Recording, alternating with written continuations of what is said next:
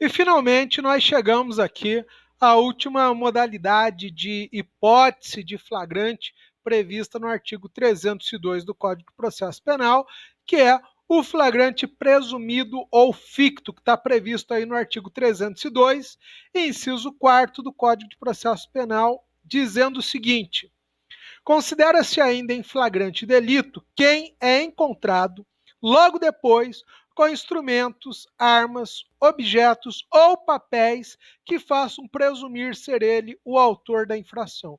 Ou seja, ele não é pego com a mão na massa, ele não é pego logo após ter cometido o crime, ele não é pego em decorrência de perseguição, mas ele é pego porque logo após a prática criminosa, chamada polícia, a polícia diligenciando pelo local, encontra aquela pessoa na posse de instrumentos, de armas, objetos, papéis, até mesmo produtos da prática criminosa que façam presumir ser ele o autor da infração penal. E aí, nesse caso, o cidadãozinho vai ver o sol nascer quadrado.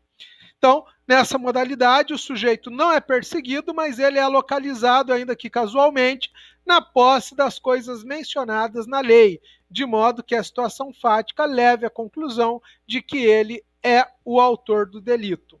É o que ocorre, por exemplo, quando alguém rouba um carro e algumas horas depois é parado em uma blitz de rotina da polícia que constata a ocorrência do roubo e, por isso, leva o condutor do veículo até a vítima que o reconhece. Ou ainda, quando o furtador de uma bolsa feminina é flagrado por policiais em uma praça, vasculhando o interior da bolsa minutos após o furto. E são duas modalidades, né, de crime contra o patrimônio consumados, porque houve efetivamente a retirada do bem, do objeto, da esfera de disponibilidade do seu efetivo proprietário, do seu legítimo possuidor, e aquele objeto, aquele bem, entrou na esfera de disponibilidade do criminoso, do cidadão amigo do alheio que fez a subtração.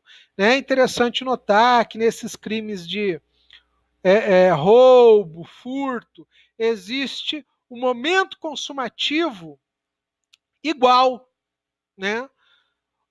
Quando que é o momento consumativo desses crimes? Na hora que o objeto sai da esfera de disponibilidade do seu proprietário, do seu legítimo possuidor, e entra na esfera de disponibilidade do criminoso, independentemente, inclusive, dele estar na posse mansa e pacífica do bem.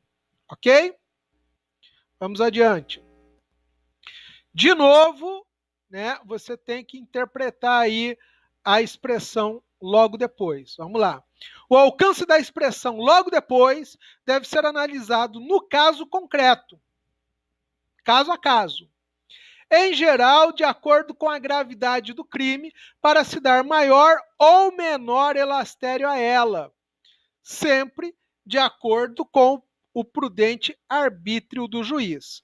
Em pesquisas de jurisprudências, é possível verificar que têm sido plenamente aceitas as prisões ocorridas várias horas após o crime. Em alguns casos mais graves, como nos de homicídio, já se admitiu o flagrante ficto até no dia seguinte ao do crime, mas nunca 2 dias depois ou mais. Então, o alcance dessa expressão logo depois, ela vai ser interpretada caso a caso e sempre de acordo com a gravidade do crime. Nesse sentido, nós temos a seguinte jurisprudência: não há falar em nulidade da prisão em questão, pois, apesar das peculiaridades do caso, restou configurada a hipótese prevista no artigo 302, inciso 4º do Código de Processo Penal, que trata do flagrante presumido. A expressão logo depois admite interpretação elástica, havendo maior margem na apreciação do elemento cronológico quando o agente é encontrado em circunstâncias suspeitas, aptas, diante de indícios, a autorizar a presunção de ser ele autor de delito, estendendo o prazo a várias horas, inclusive ao repouso noturno até o dia seguinte, se for o caso. Assim decidiu o STJ no RHC 7.622, julgado pela sexta turma, que teve como relator o ministro Fernando Gonçalves, publicado no Diário de Justiça da União em 8/9/1998. Quer dizer, é um entendimento antigo que se consagrou aí e se estende no tempo. Ainda nesse sentido, nós temos outro julgado que diz o seguinte: tem-se como legítimo o flagrante, atendida a flexibilidade cronológica da expressão logo depois, de homicida que estava sendo procurado e foi encontrado 13 horas após o crime, ainda com o veículo e arma por ele utilizados, nos moldes daquilo que estabelece o artigo 302, inciso 4º do Código de Processo Penal, ocorrendo as hipóteses que autorizam a prisão preventiva e a legitimidade do flagrante, improcede o pedido de liberdade provisória. STJ, RHC 1798, origem Rio Grande do Norte, sexta turma, relator ministro José Cândido de Carvalho Filho, Diário de Justiça de 16/3/1992. Senhores, senhoras, senhoritas, atenção, atenção, atenção, essa dica é importantíssima, é um ponto crucial e diz respeito à apresentação espontânea. Olha lá, aquilo que eu já tinha dito antes para vocês, coloquei aqui novamente para vocês poderem fixar esse entendimento. Se o autor do delito não foi preso no local da infração, e não está sendo perseguido, a sua apresentação espontânea perante o delegado de polícia impede sua prisão em flagrante, já que a situação não se enquadra em nenhuma das 4 hipóteses de flagrância elencadas no artigo 302 do CPP, devendo o infrator ser liberado após a sua oitiva. Se, todavia, a autoridade policial entender necessário, em razão da gravidade do delito ou para viabilizar a investigação, poderá representar para que o juiz decrete a prisão preventiva ou a prisão temporária. Então, mais uma vez aqui, para reforçar para os senhores, para as senhoras e para as senhoritas. Ele se apresentou espontaneamente, ele não pode ser preso em flagrante. Porém, contudo, todavia, ele pode ser preso preventivamente ou ele pode ser preso temporariamente, ok? Muitas vezes as pessoas perguntam, professor, como que eu faço essa apresentação espontânea?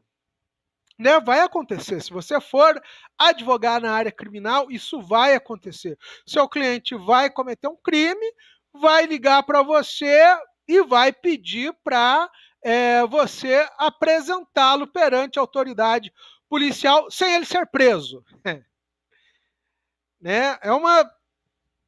É uma das condições fundamentais da profissão de advogado criminalista. O cara vai procurar você, ele não quer ser preso. E se ele estiver preso, ele quer a liberdade dele.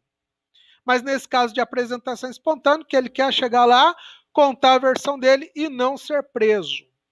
Né?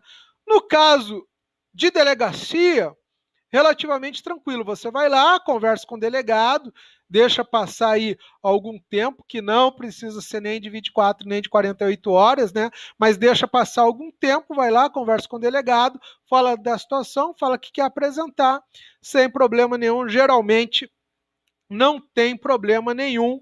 Você apresenta, o delegado ouve e libera ele, porque não houve a prisão em flagrante e geralmente ainda não deu tempo dele pedir nem a temporária nem a preventiva, ok? Sem maiores problemas. Às vezes você vai fazer essa apresentação espontânea para o juiz. Às vezes tem uma prisão preventiva decretada, o cara está foragido, não quer mais foragir, quer apresentar, mas quer a revogação da prisão dele. A maioria dos juízes não revoga sem antes o cara ser preso. Né? Então, o que você faz? Mesmo procedimento. Só que aí, senhores, senhoras e senhoritas, é jogo de roleta russa. O juiz pode tanto não prendê-lo, quanto mandar segurar o cidadão no chilindró. Por quê? Porque é a prisão preventiva, não se trata de eliminação de prisão em flagrante. Já aconteceu comigo várias vezes, fui conversar com os juízes,